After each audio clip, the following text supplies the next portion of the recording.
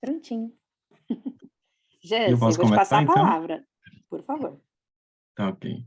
Gente, mais uma vez, muito obrigado pela presença de todos, muito obrigado pelo convite, pela oportunidade de compartilhar um pouquinho desse trabalho, que é um dos trabalhos que eu tenho, assim, mais orgulho de fazer, porque foi uma coisa realmente muito, uma das observações que eu fiz em campo, e um trabalho que foi totalmente lapidado e melhorado com a participação da Flávia e da Daiane, que são as minhas coautoras maravilhosas.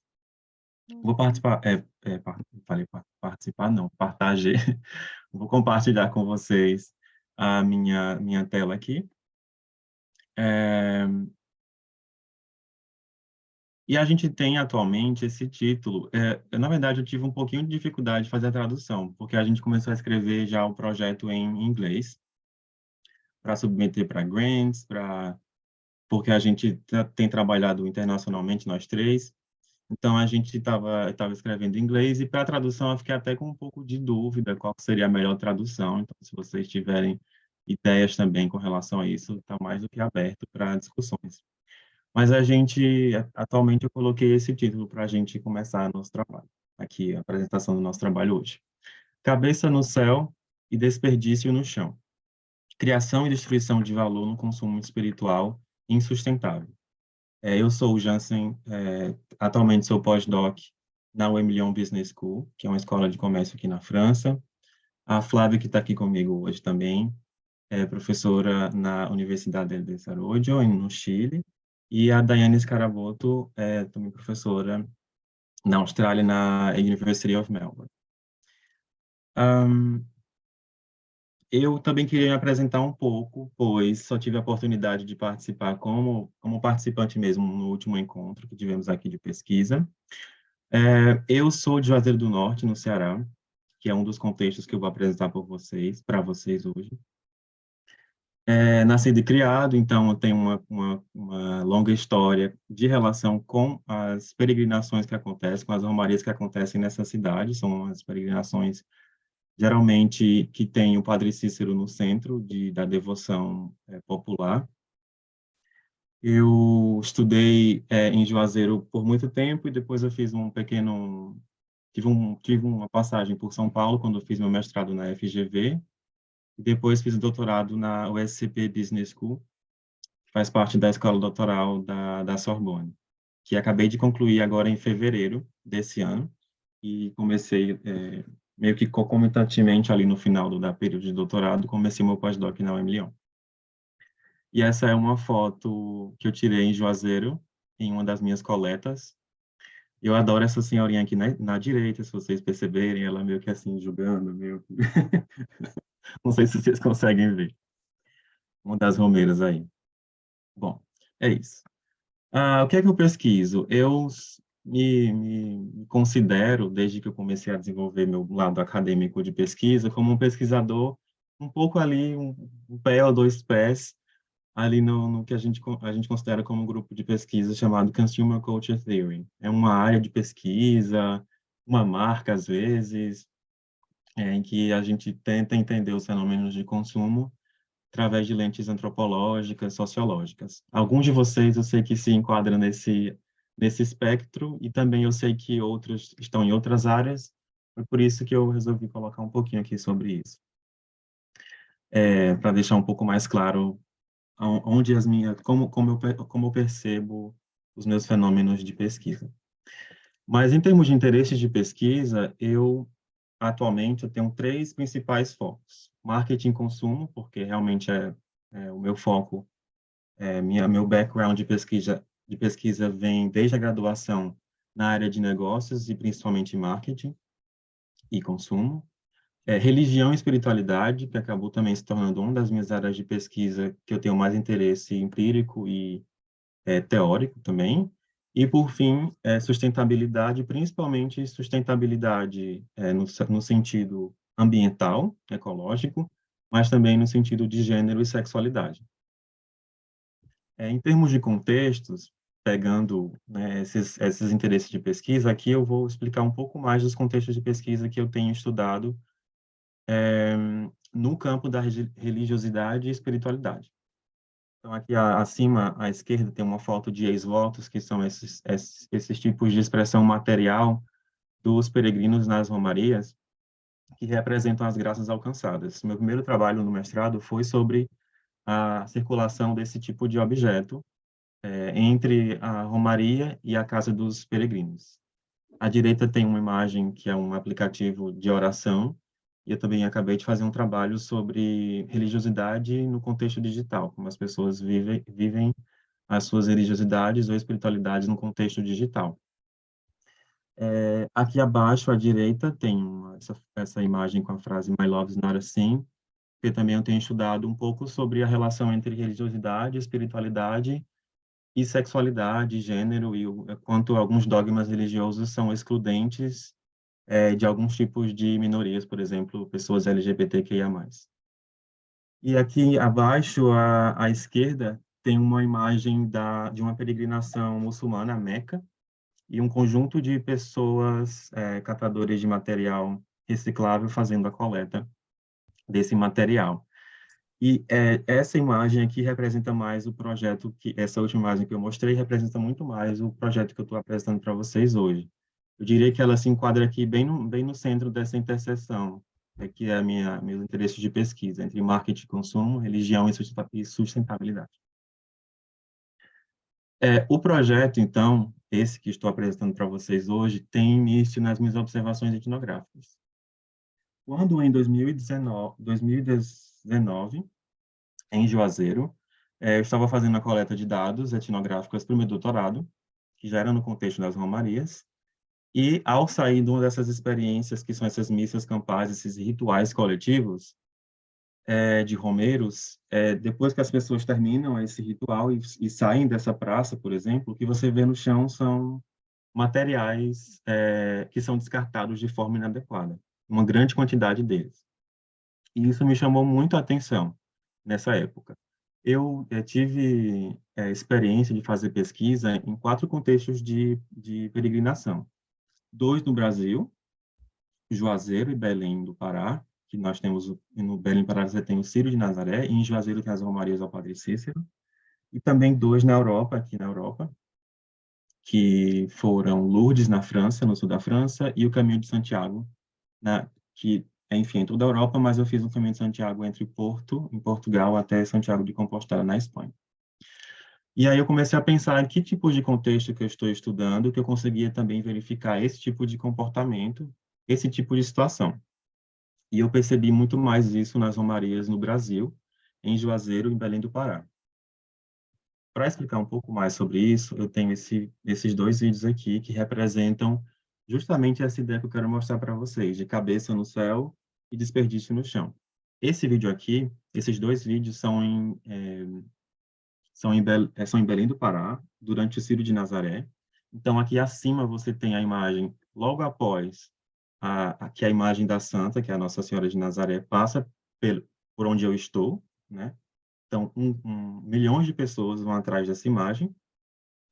Então, eu filmo esse momento que ela passa, e vocês vão perceber essa espécie de apoteose, essa espécie de momento de muita alegria, de muita euforia, de muita transcendentalidade. E abaixo vocês vão ver o que acontece depois que essas pessoas passaram nessa procissão. Então, vamos apresentar aqui o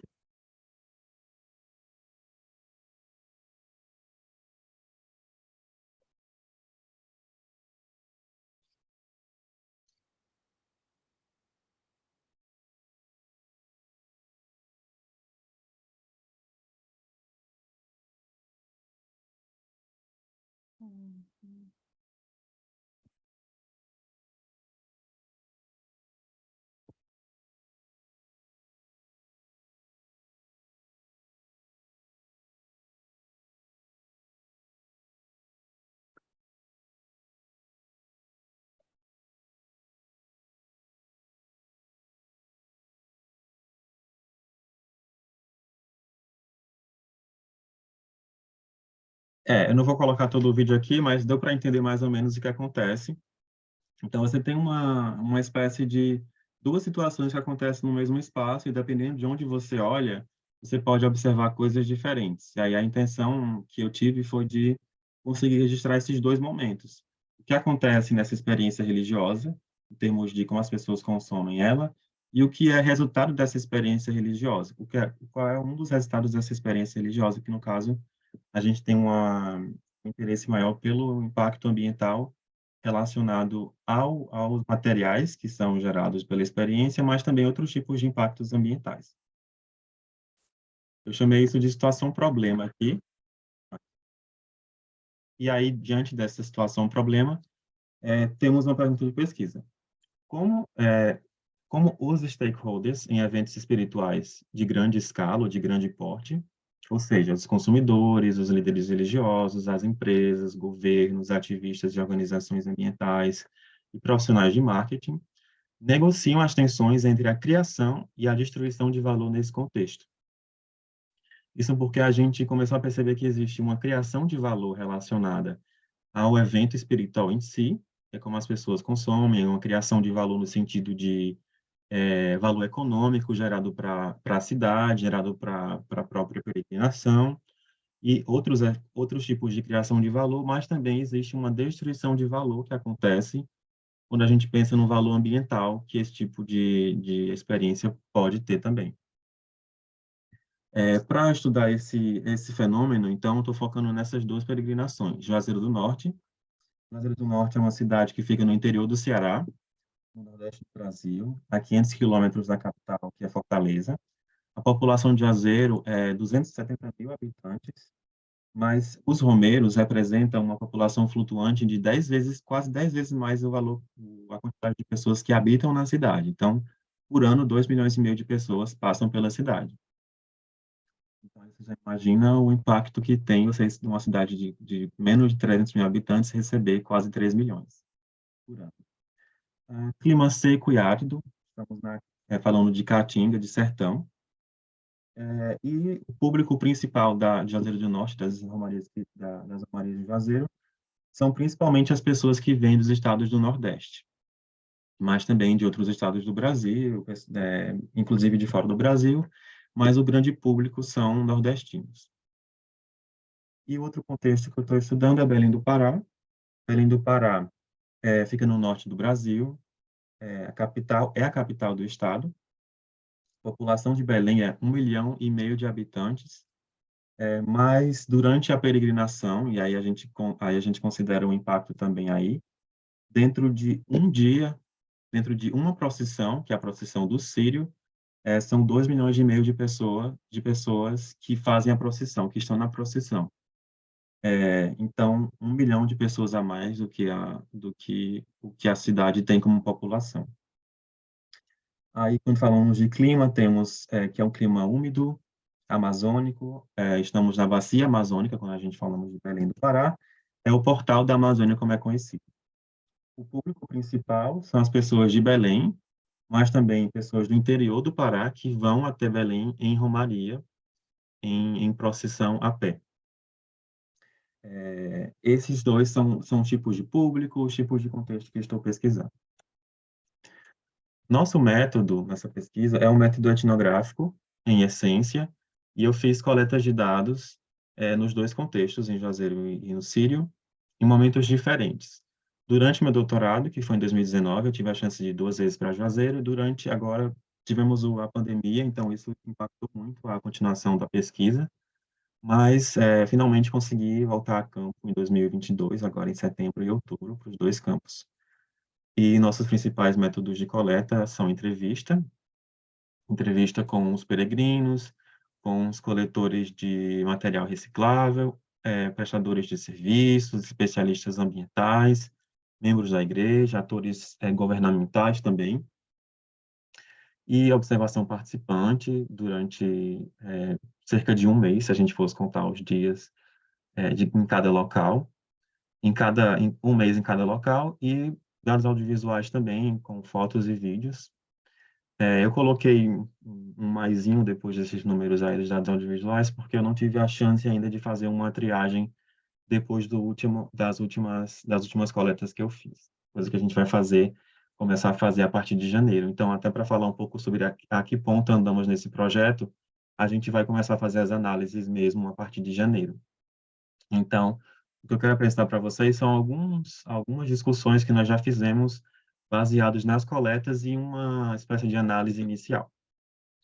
Um dos pontos principais, então, que a gente gostaria de trabalhar nesse projeto como achado é essa construção e destruição de valor. Então, que tipos de valores são construídos e que tipos de valores são destruídos nesse contexto? Como construção de valor, a gente percebeu, por exemplo, valor econômico, valor familiar, valor cultural, valor espiritual.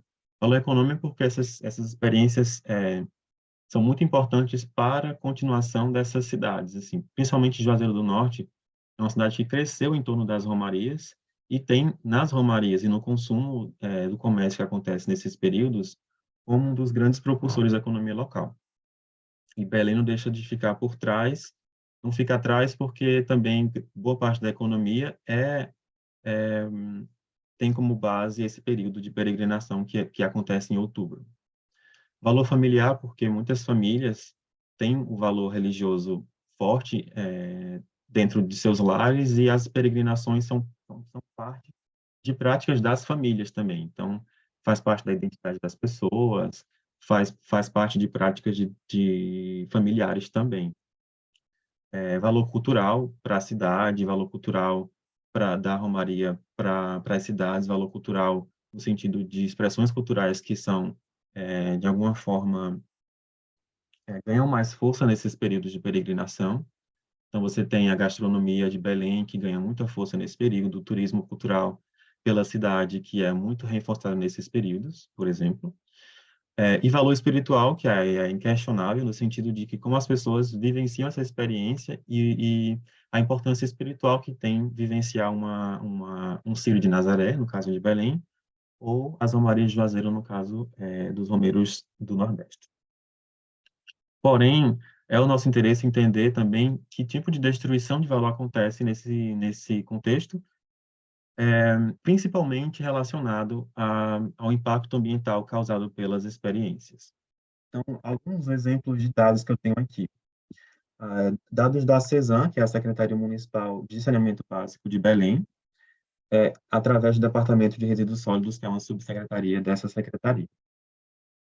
Nas romarias, nas principais procissões, desculpa, durante o Círio, que acontece em 2 dias subsequentes, que são a Trasladação e a Procissão do Círio, que acontecem no sábado e no domingo, no segundo sábado e no segundo domingo de outubro, é gerado cerca de 800 toneladas de material sólido, entre eles materiais recicláveis e não recicláveis. É um número muito alarmante, e que a gente começou a tentar identificar que tipo de impacto ambiental, que tipo de consumo de experiência acontece para gerar todo esse resíduo sólido. No trabalho de coleta desse material, são envolvidos tanto o Departamento de Resíduos Sólidos, através dos famosos caminhões de lixo, que vão coletando todo esse residual que tem depois das procissões, mas também foram envolvidas nesse ano de 2022, 14 cooperativas de catadores de material reciclável. Então, existe várias associações e cooperativas nessa cidade de peregrinação, que de uma forma ou outra estão associadas com essa coleta de material reciclável. Porém, nem todo esse material reciclável que é gerado é, é coletado de forma seletiva pelos catadores, porque é quase que humanamente impossível, só 14 cooperativas coletarem essa quantidade de toneladas em tão curto espaço de tempo. Então, muito desse material, apenas cerca de 5%, é de fato coletado e reciclado. O restante vai parar no lixão. Jansen, só um comentário para eles terem uma ideia, aquele dado que a gente procurou do Réveillon do Rio de Janeiro, para vocês terem uma ideia de quanto lixo significa o que foi gerado no Círio de Nazaré, eram 2,5 milhões de pessoas em 2 dias. No Rio de Janeiro, no Réveillon, foram 2.900.000 pessoas no Réveillon do último ano, e se gerou 189 toneladas de lixo, contra as 800 em 2 dias do Círio de Nazaré. Então, se você multiplica o Réveillon do Rio de Janeiro por 2, ainda assim é mais que o dobro de lixo que foi gerado no Círio de Nazaré, só para vocês terem uma ideia de proporção. A causa disso a gente não sabe, mas é só para situar em termos de magnitude de destruição de valor que a gente está falando aqui. Uhum. Exato, obrigado, Flávia. Exatamente, para ter uma ideia de proporção, né, de magnitude. Um outro ponto que eu queria abordar aqui rapidamente também é a relevância do catador em si. Geralmente é uma profissão marginalizada, são pessoas que têm uma certa vulnerabilidade social.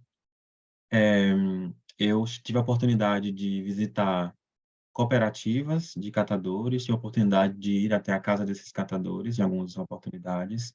Cheguei até aos lixões também, principalmente o de Juazeiro do Norte, e também a empresas de reciclagem. E o nosso trabalho, um dos achados que eu poderia levantar também, como segundo achado aqui, é a importância desse profissional para a efetivação da reciclagem, como a gente entende hoje em dia. Porque só através do trabalho deles é que a coleta, de fato, pode ser feita e transmitida até os centros de reciclagem.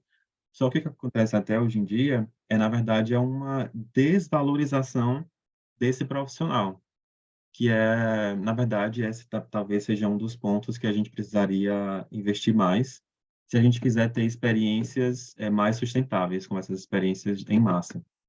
É colocar esse catador e essa catadora como na linha de frente mesmo, como dar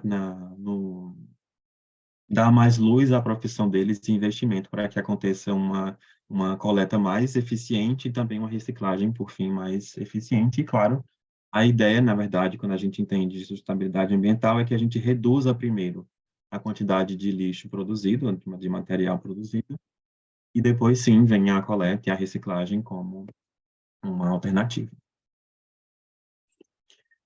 Um terceiro ponto que eu gostaria também de levantar aqui é uma ideia de valor desperdiçado que a gente também acabou percebendo. Então, a gente quer muito, atualmente, a gente tem visto que a ideia de valor como teoria pode ser um ótimo gancho para a gente trabalhar, teorizar esse contexto, né? Então, a gente teria criação, destruição de valor, que são termos que não são tão usados atualmente na literatura.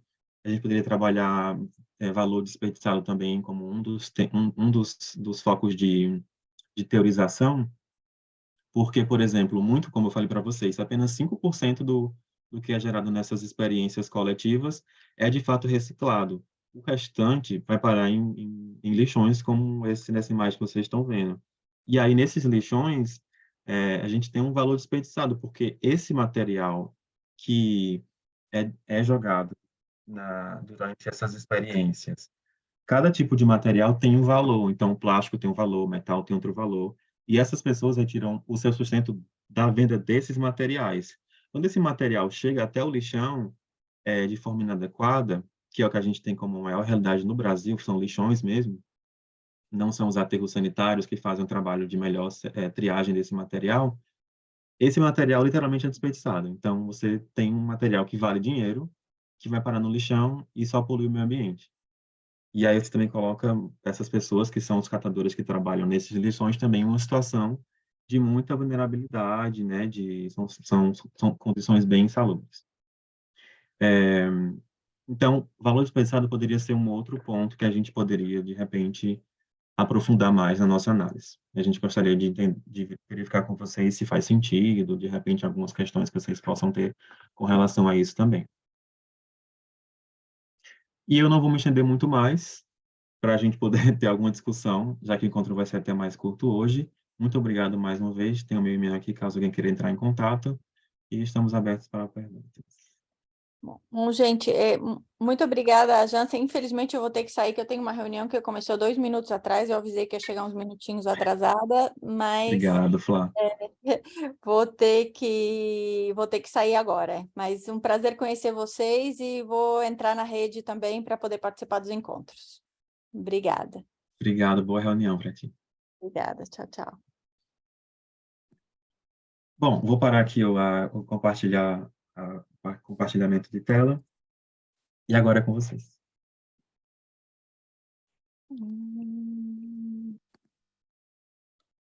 Temos mensagem. Estava dando uma olhadinha nas mensagens também, para ver se tinha alguma pergunta, algo do tipo, né? Mas vamos lá, Fabi, já levantou a mão? Oi, dizer bom dia, né? Oficialmente eu estava só dando um tchauzinho no começo para todo mundo, agradecer muito ao Jansen pela disponibilidade, né? E por estar aqui compartilhando esse estudo tão interessante, tão incrível, que tem tantas camadas, né, de possibilidades, tantas possibilidades de olhar do ponto de vista de sistema como um todo, né? E isso é bem interessante. Estava refletindo aqui, Jansen, tenho alguns interesses de leitura quando no que diz respeito ao consumo relacionado ao estilo de vida vegano, e talvez seja um caminho de olhar alguns paralelos de interpretação relacionada à religião, né, essas questões dos valores que você falou são muito interessantes, né? Tipo, como a religião traz um certo tipo de valor, né? Isso influencia o consumo em diversos aspectos da vida da pessoa, mas quando entra nesse âmbito ambiental, né, pelo caso que você está estudando, talvez esse valor comece a ser desconstruído, né? Como se constrói esses outros valores, mas em outros aspectos talvez não são considerados. Então, talvez em estudos que têm essa análise com outros âmbitos de consumo ambiental, como, por exemplo, veganismo, outros tipos de consumo consciente, talvez vocês possam encontrar alguns paralelos que ajudem a entender um pouco essa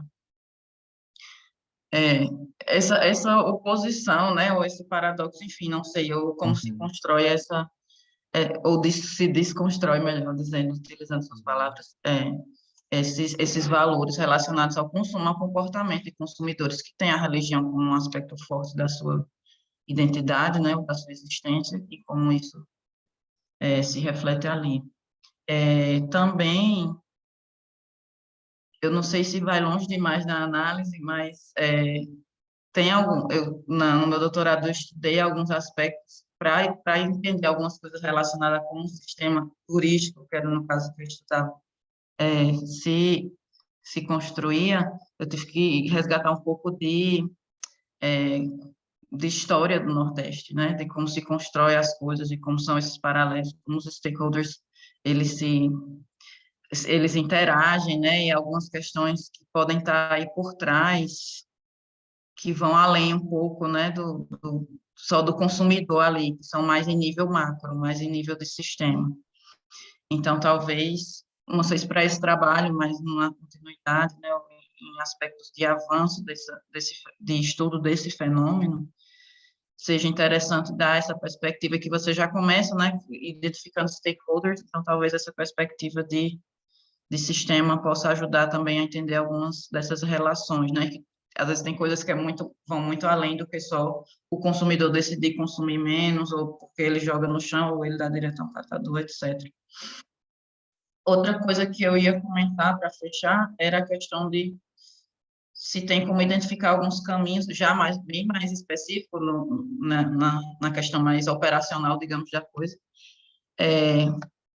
pensar em caminhos de evitar, como são feitos, né, em outros âmbitos de consumo, de evitar a geração, como você falou agora no final, desses resíduos, né? Talvez, eu digo mesmo de estratégias de marketing social, de conscientização do consumidor, sabe? Já no âmbito, pensando stakeholder consumidor, ou ali quem está na outro lado, né, vendendo água, etc. Como geralmente as pessoas em aspecto religioso criam essa comunidade, se comunicam, pelo que eu entendo, de forma bastante forte, né? Talvez uma estratégia mesmo de marketing que construa essa consciência, sabe? Ver se isso é um caminho que faz sentido para esse público ou para esse ambiente que foi estudado. Eram apenas alguns comentários, né, que me veio à mente na hora da sua apresentação. Mais uma vez, parabéns a você, as coautoras. Estudo interessantíssimo e que dá assim, margem para vocês ficarem explorando, né, estudando e fazendo uma série de elementos. Obrigada. Muito obrigado, Fabiana. Eu queria que, se você tivesse algum estudo em mente, você compartilhasse comigo, por gentileza, Sim, vou te todos os mandar. pontos. Obrigado, todos os pontos fazem muito sentido. É, a ideia é que esse trabalho seja um pouco mais propositivo mesmo. Então, assim, da gente pensar estratégias, como transformar essas experiências para que elas sejam mais sustentáveis. Eu concordo com você que vai um pouco além de simplesmente jogar algo no chão de forma indevida. Tem muito mais a ver com um estilo de sociedade que a gente tem construído. Então, a gente, de repente, gostaria de muito tocar nesse tipo de conceitualização também, se possível, nesse trabalho, mas talvez ainda falte mais análise nesse processo.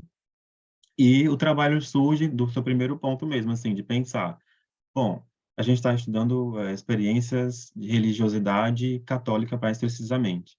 E a gente for ler Gênesis, é isso. Gênesis, o primeiro capítulo. Eu não sou religioso, tá, gente? Eu tenho minha família é de origem católica, praticamente qualquer juazeirense ou nordestino tem uma coisa forte da religião, mas eu não pratico nenhuma religião atualmente. Mas, assim, faz parte do meu trabalho conhecer a Bíblia.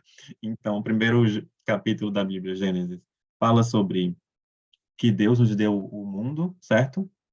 E é nosso trabalho cuidar desse mundo.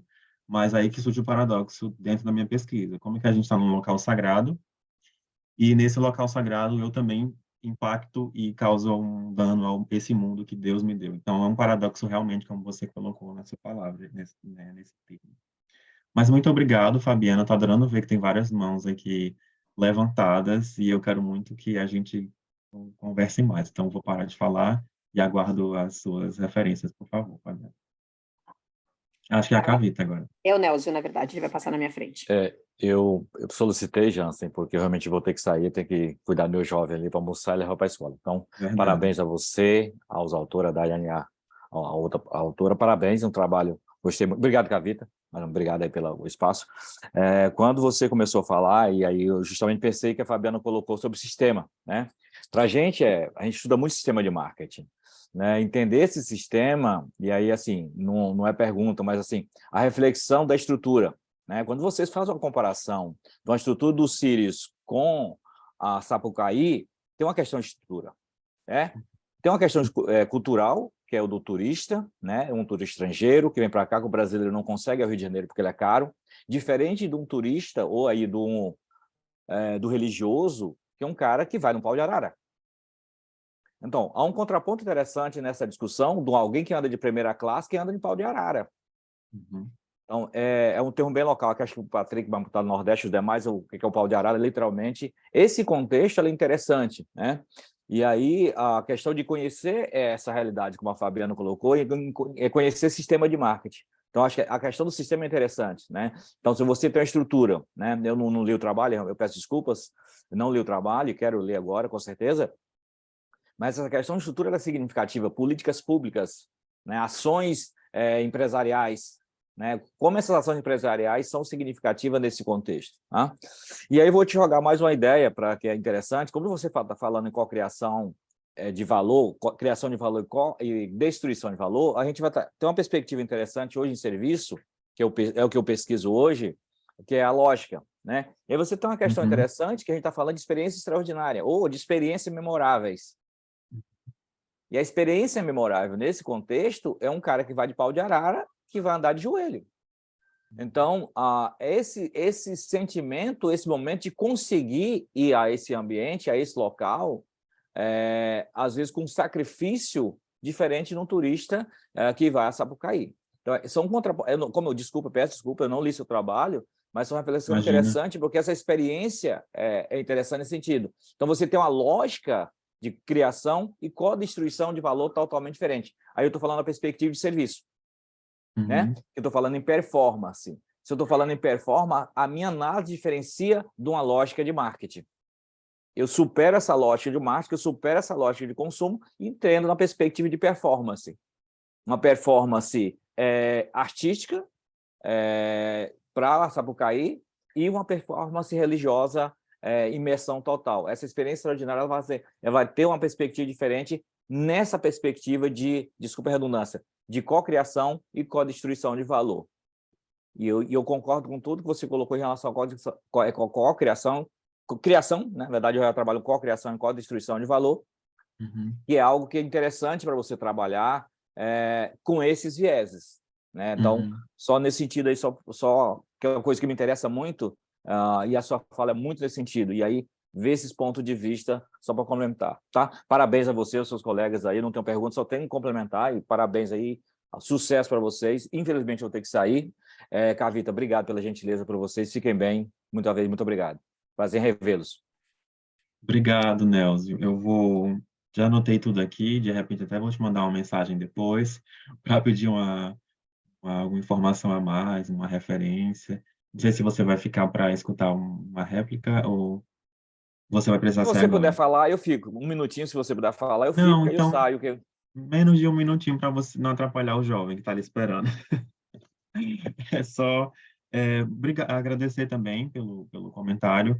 E já que a Fabiana e você falaram a mesma coisa com relação ao sistema, com relação a pensar sistema de marketing, só demonstra o quão, de repente, isso é um caminho interessante para aprofundar. Então, eu fiz aqui anotações, gostei muito da reflexão sobre o que leva uma pessoa que vai de primeira classe e pau de arara a ter um comportamento semelhante, experiências totalmente diferentes, mas que, de alguma forma, estão conectadas. E a gente pensar isso de uma forma macro, né, de sistema. Então, já que estamos trabalhando com paradoxo, com essas questões de diferenças e semelhanças, acho que é um ótimo caminho. Muito obrigado, não tinha pensado isso ainda. Obrigado. Tchau, tchau. Excelente. Vamos lá, então. Vou continuar aqui. Depois a gente dá um tchau lá no grupo, para o Nelson e para todos também. Mas, Jansen, na verdade, no meu caso, assim, acho que é mais uma pergunta do que contribuição, né? Mas eu queria entender, assim, o que você viu de mais... Porque, assim, dados etnográficos, né? E o tanto de volume de dados que você coletou, assim, é um negócio assustador, né? Eu vejo uma pesquisa muito mais indutiva ou abdutiva, a partir com extração de modelos teóricos ou de ideias, de processos a partir dos dados coletados, né? Então, eu queria entender um pouco o que você viu lá, que você achou mais diferente do que se encontra na literatura, né? Que te chamou muito a atenção nesse processo. Dessa pesquisa você fala, né?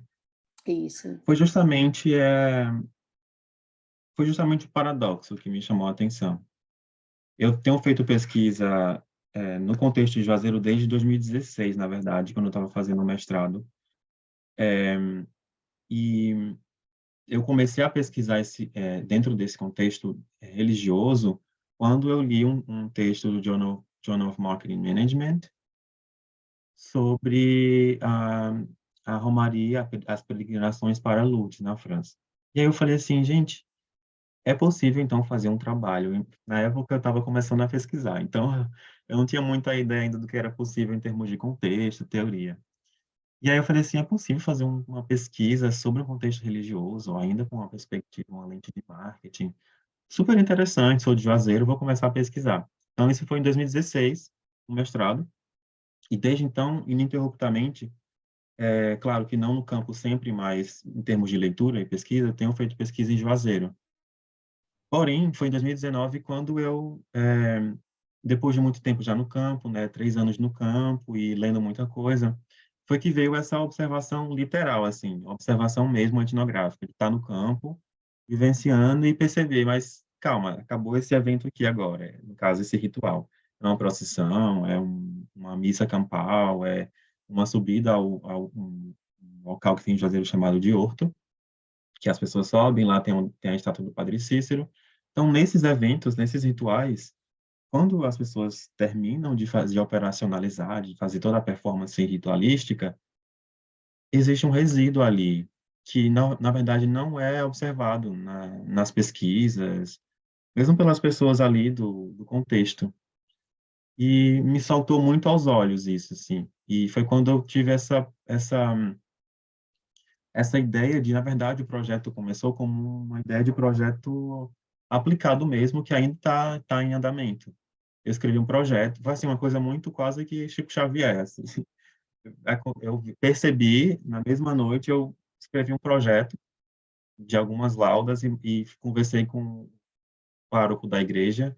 Falei assim, olha, tem uma oportunidade de desenvolvimento dessa experiência para ser mais sustentável. A gente tem claramente uma questão aqui a ser abordada. E aí a gente começou a conversar, eu ouvi alguns professores de outras instituições locais, e depois eu falei, mas esse projeto também pode ser um projeto não só aplicado, mas também teórico. E aí foi quando eu entrei em contato com as professoras Flávia e Daiane para a gente começar a desenvolver isso de forma mais teórica. Então, voltando para a sua pergunta, mais ou menos, surgiu literalmente da observação etnográfica num processo mais de indutivo, como você falou mesmo, de perceber que ali existia uma possibilidade, existia um problema, na verdade, que além de um problema teórico, mas um problema que a gente poderia abordar através de uma pesquisa acadêmica e aplicada. Foi esse o início. Não sei se eu respondi sua pergunta. Entendi.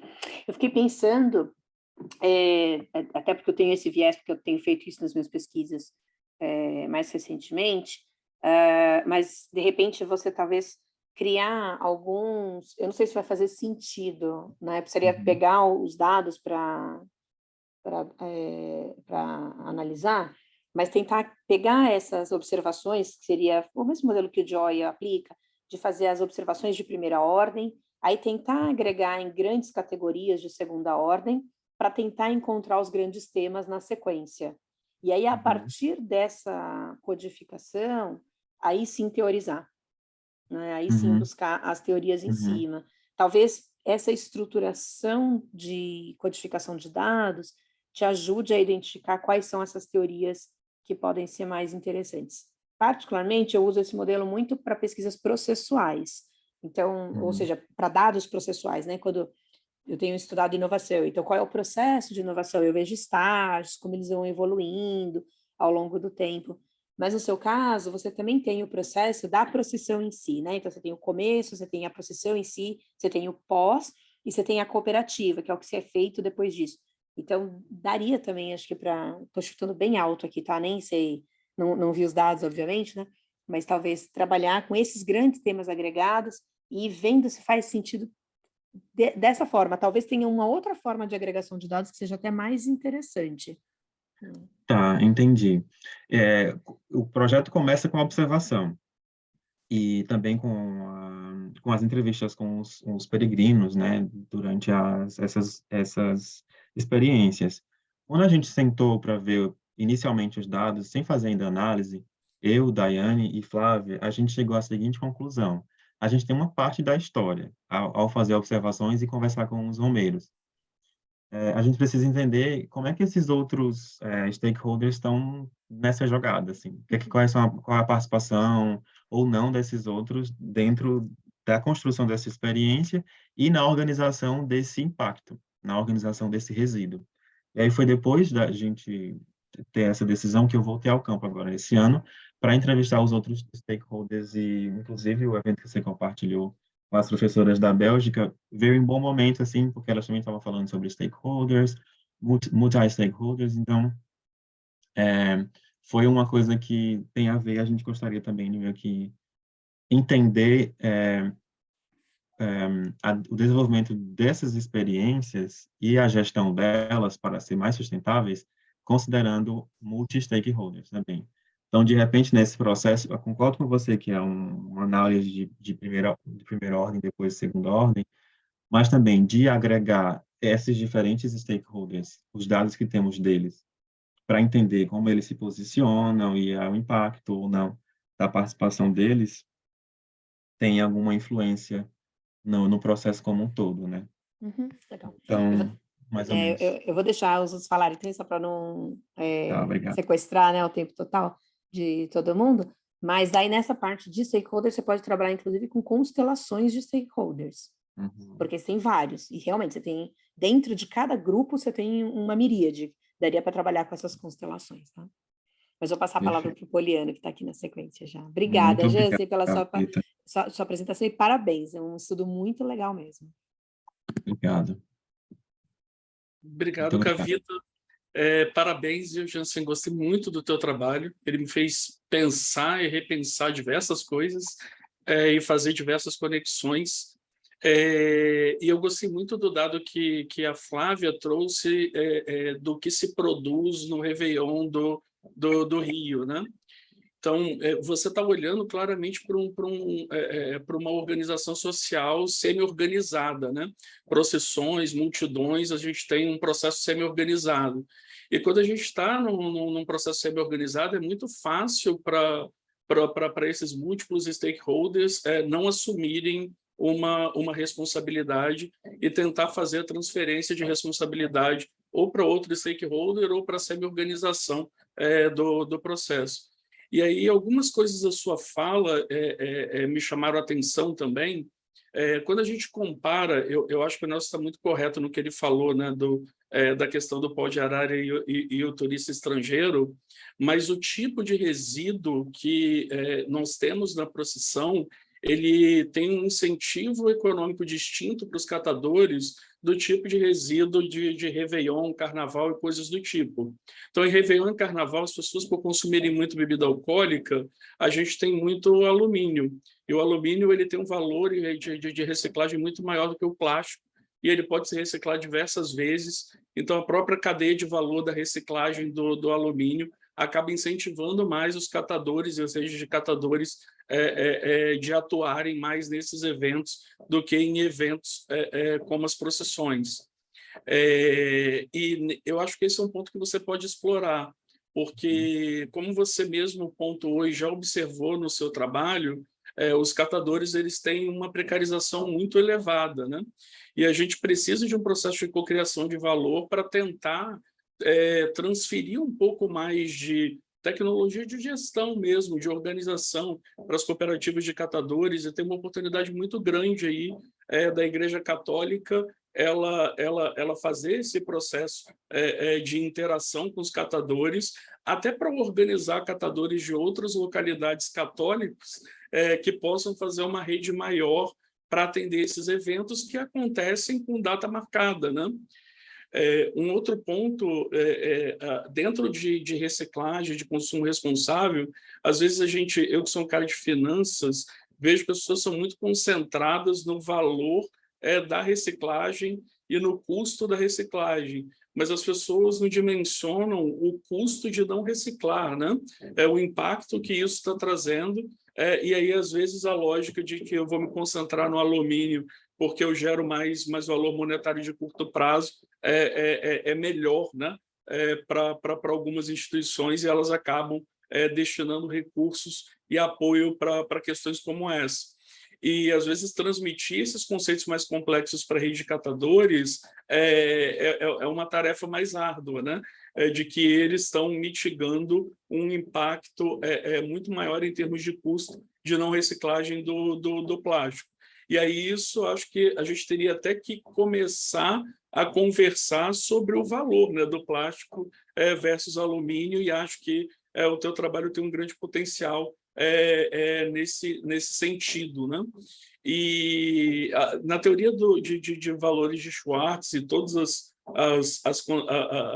as suas derivações, né, as teorias que foram feitas em cima dela, mostra que comportamentos altruístas, pró-ambientais, eles estão muito ligados a um estímulo muito forte para que a pessoa enxergue de fato que ela tem que fazer aquilo, diferente de coisas ligadas a hedonismo, prazer, que as pessoas, ou custo-benefício, que as pessoas têm ali já um domínio maior para lidar com esse tipo de matriz de valor e de comportamento.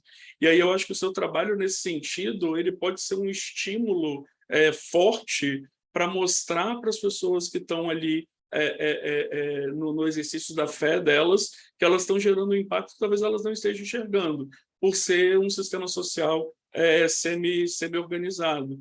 E eu acho que, se isso for comunicado, eu, por exemplo, nunca tinha visto algo parecido com o vídeo que você mostrou. Eu acho que, se isso for comunicado para essa comunidade, eles vão ficar muito mais preocupados e vão tentar ser muito mais receptivos em criar essa rede de cocriação de valor no sentido da estrutura e transferência aos catadores, que são parte, né, de todo esse processo. Então, eu acho que você tem várias vias a explorar, né?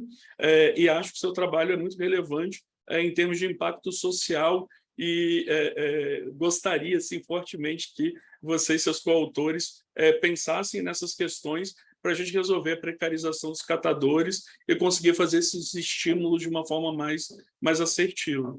E, novamente, parabéns pelo trabalho muito interessante mesmo. Muito obrigado, Poliana. Meu Deus, quantos pontos relevantes. Eu estou aqui sem saber como é que eu vou te responder tudo isso.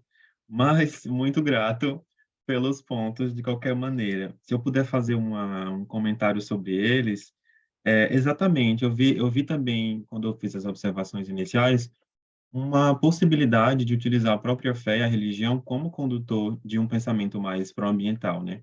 E a Igreja Católica em si, também dentro do islamismo e outras religiões, já existe um certo movimento de que, por exemplo, através, né, na Igreja Católica, houve em 2019 o Sínodo da Amazônia e algumas cartas papais direcionadas à ideia da Igreja ser um condutor para pensamentos pró-ambientais, ou seja, de a gente repensar até mesmo as experiências de romarias e dentro das igrejas, para serem mais sustentáveis. Então, a gente já tem até um gancho para que isso aconteça.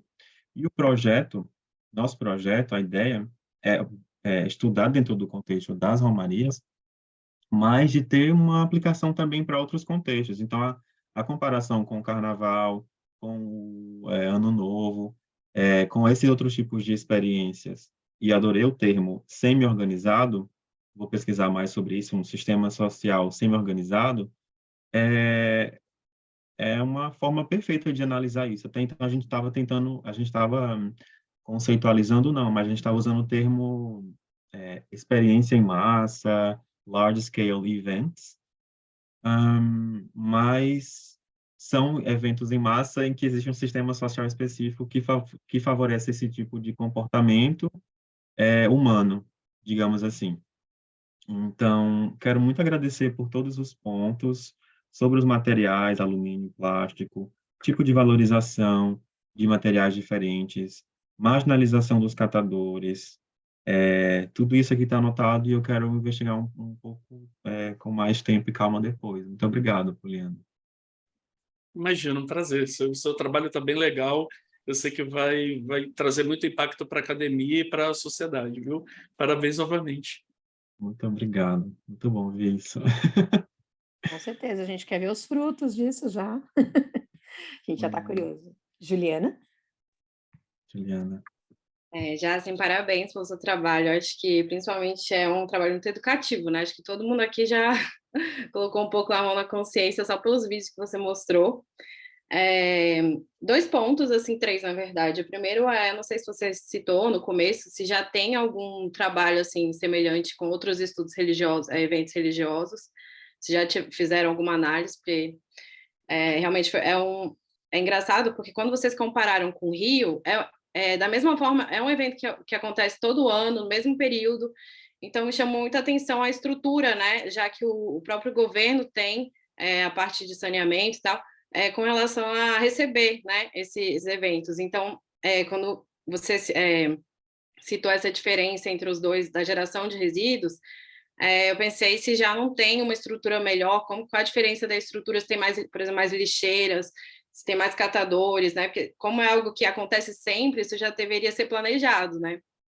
E outro ponto é com relação à conscientização mesmo da igreja, né? Se existe, que o Poliano levantou isso já, mas deveria ser a principal parceira, né, nisso, vocês trazerem essas questões e eles, nas próprias missas, enfim, alguma forma de educar os fiéis a isso, né? A igreja é unificada, então, como é um evento migratório, todo mundo receberia a mesma informação, o mesmo tipo de educação, né, para como se portar nesses eventos. Então, foram mais essas questões que me chamaram. Se existe uma diferença na estrutura, assim, dos eventos mesmo, como parte do governo, políticas para receber os eventos, E se a igreja, né, já foi tocada de alguma forma sobre educar os fiéis, se eles fazem algum tipo de campanha? Obrigado, Juliana. Ótimos pontos também. Eu, com relação a, por exemplo, quero começar com relação à igreja que eles fazem atualmente. A igreja, eu não sei se eu não quero colocar isso como já um impacto da minha pesquisa, mas como eu percebi o fato, já que fui falar com o pároco, enfim, tentei fazer uma conexão com o projeto, eu percebi que eles começaram a falar mesmo ao final de cada missa, por exemplo, durante essas missas campais, para as pessoas pegarem o material e levarem para pontos de coletas ali no mesmo local, pelo menos para não ter um descarte inadequado. Isso é uma coisa que demonstra o papel da igreja como voz que dá diretrizes, que dá funções, que dá atividades para esses fiéis fazerem. Então, realmente é um dos condutores para que isso aconteça. É a voz que dá, que dá voz à ação, na verdade. E com relação a políticas públicas, eu percebi que algumas romarias são melhor estruturadas que outras. Então, por exemplo, em Belém você tem uma conexão forte já da prefeitura, com as secretarias, com a igreja, com os catadores, para fazer realmente um mutirão após a procissão para fazer essa coleta. Já em Juazeiro, é muito menos desenvolvido essa conexão entre poder público e atividade e os outros stakeholders. E deveria ser bem mais organizado, né? Já que todo ano acontece a mesma coisa, quase as mesmas pessoas, mas sempre tem gente nova. Mas não é tão bem organizado assim. E eu não encontrei trabalhos anteriores que estivessem dentro de marketing e consumo, que tocassem nesse contexto, nessa ideia de... A gente encontrou um trabalho que falava sobre construção e destruição de valor apenas. Mas a gente queria utilizar essa ideia, até então, a gente pode até mudar de teoria depois, para falar sobre esses eventos em massa, esses eventos em grande porte, em que tem um sistema social sendo organizado, já que o Poliana falou. Mas muito obrigado, Juliana. Antes de passar a palavra para a Adriana, algumas pessoas já estão saindo, eu queria só falar uma coisa. Eu estou no job market, estou terminando meu pós-doc agora e estou procurando uma vaga no Brasil, então meu interesse é voltar para o Brasil. Estou voltando para o Brasil literalmente hoje, fecharei esse computador e vou para o aeroporto aqui em Paris. Mas eu quero muito me basear no Brasil a partir de agora. Então, só queria falar para vocês, caso vocês tenham alguma informação sobre vagas que vão abrir no futuro próximo, eu gostaria muito de aplicar. É isso. Por favor, Adriana. Olá, Jansen, muito bacana. Não vou acrescentar nada, só foi realmente uma coisa que me triscou na mente. Primeiro que o seu trabalho, acho que ele nasce já com caráter extensionista muito forte, né? Então, ele é um desdobramento de um campo que ele já tem um projeto duplo aí, né? É um guarda-chuva, eu diria que isso não é um trabalho, não é quase uma linha de pesquisa ampla. E o que me veio à mente agora, quando começou essa nomenclatura, né, dos eventos de grande porte, eu me recordei, e é só isso que eu vou falar, sobre a forma de ação dos japoneses em todos os eventos de grande e pequeno porte, que tem sido algo ventilado e que tem uma ancoragem cultural muito grande, processo de formação, né? E não tem uma ligação com sustentabilidade, mas se recolhe tudo o que não, é meu, se sou eu que produzi, eu não tenho que ter outras pessoas que façam essa recolha por mim. E que isso, inclusive, atravessa, pelo que eu sei, a educação infantil nesse local e que as crianças pequenininhas aprendem a cuidar do que seu e limpar, inclusive, a sua escola, para que ela aprenda que aquilo que ela gera é aquilo que ela tem que cuidar, né? Então, era só isso que eu queria comentar, que mesmo não sendo o foco do seu estudo, eu vi deu um match na minha cabeça com esta questão sociocultural muito forte e o processo de formação do indivíduo, que aí sim tem uma ligação com aquilo que a gente sempre fala, né? A formação do indivíduo para as suas ações e as suas escolhas. Mas era só isso que eu queria falar. E realmente achei muito interessante o seu trabalho, extremamente criativo. Adoro ouvir trabalhos criativos aí, e criando aí, né, caminhos, talvez criando teoria. E se for criar teoria, vai para Grounded. Então, acho que tem isso aí, não é um projeto de pesquisa, não. Isso daí é um universo de pesquisa. Mas sensacional. Para fechar o ano, achei muito bacana. Muito obrigada pela generosidade de compartilhar com a gente. Muito obrigada. Imagina, com certeza. Estava muito esperando esse momento, porque a gente já vai entrar, na verdade, nessa fase de análise, né, dos dados e tudo. Então, queria muito compartilhar isso com essas cabeças pensantes aqui. Então, muito bom. Obrigado pelos comentários, Adriana. Realmente é uma das minhas ideias, por exemplo, é de tornar isso um projeto de extensão e de pesquisa, porque faz muito sentido mesmo. É um guarda-chuva. Adorei que você lembrou sobre os japoneses, estava assistindo a Copa agora, e vendo eles mais uma vez fazendo a mesma coisa. E é um outro sistema cultural, né? É um outro tipo de país também. Eu até estava comentando com uma colega minha aqui da UEMLyon, na semana passada, que esse projeto é para entender também um pouco sobre como funciona esse tipo de evento coletivo em países de economia em desenvolvimento, emergentes. Porque a gente tem outro tipo de sistema, de cultura, de economia, de pessoas que também dependem também dessa coleta. Então, como é que você associa um comportamento mais pró-ambiental com uma população grande ainda que depende desse trabalho? Estou falando dos catadores, por exemplo.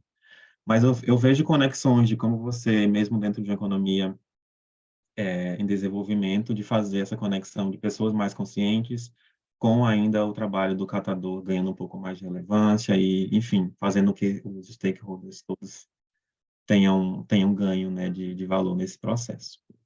Então, muito obrigado pelos comentários. Tem comentários, mas eu não estou conseguindo ler, desculpa.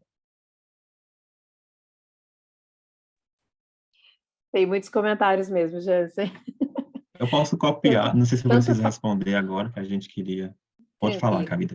Não, tranquilo. De qualquer forma, como eu estou gravando, o chat fica gravado também. Eu posso te passar depois o arquivo do TXT, e se tiver algum comentário que você queira responder, você pode responder lá no grupo. Talvez possa ser uma dinâmica Tá ótimo, maravilhoso. interessante. Jansen, queria agradecer demais por você ter aceitado o convite para compartilhar seu estudo aqui. Acho que foi super interessante. A Fabiana, quero agradecer também por ter organizado e coordenado, né, o convite, a divulgação, a agenda com todo mundo. Eu achei que foi bem interessante. Na minha cabeça, pelo menos, estão pipocando assim várias ideias, várias possibilidades. Certamente vou querer conversar mais com você a respeito, né? A Letícia falou que vai abrir concurso para marketing na Copiad, né? Foi um dos comentários que ela colocou aí no chat. Eu divulguei um que é de sistema de informação, não é de marketing, na Unicamp.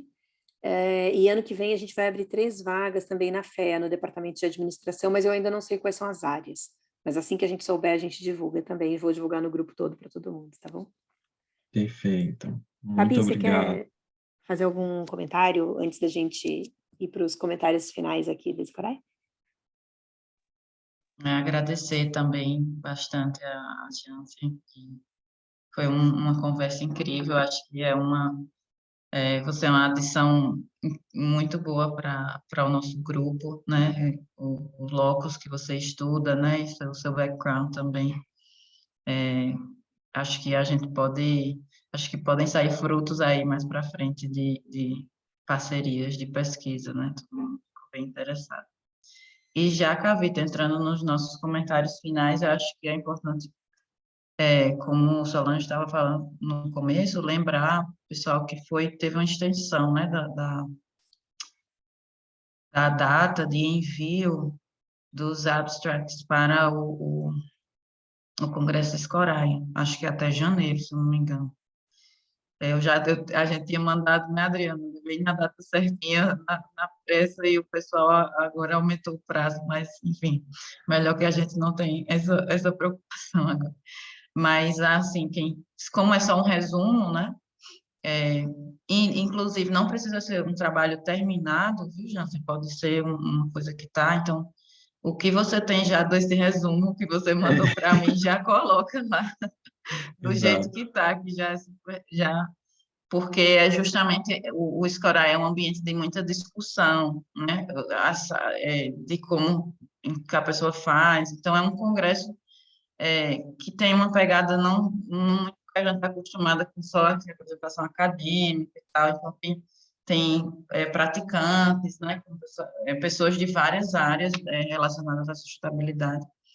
Então, não precisa a pessoa ter um trabalho já pronto, acadêmico, daquela formato que a gente está acostumado. É um congresso mais de encontro, né? Mais de encontro de pessoas que têm a ver com sustentabilidade em vários âmbitos, sejam profissionais, acadêmicos, etc. Então, quem tiver um estudo em andamento ou terminado, seja, e puder dar uma olhada, a gente pode reenviar o link no grupo,